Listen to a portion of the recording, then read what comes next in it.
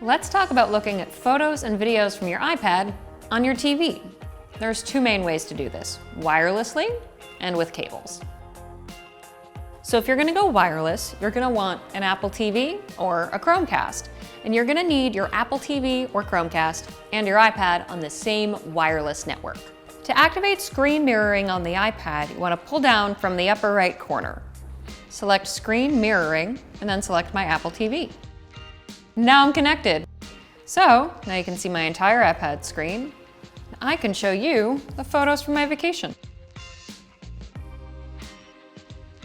With wires, your iPad doesn't have a video out, right? So you are gonna need an adapter, also known as a dongle. I'm using this one here that has lightning input here. The HDMI cable is gonna go there, the power supply goes here. But you should keep in mind that depending on your iPad and what kind of TV you have, you may need a different adapter, but let me show you how this one works. And I'm gonna plug in an HDMI cable and a power source.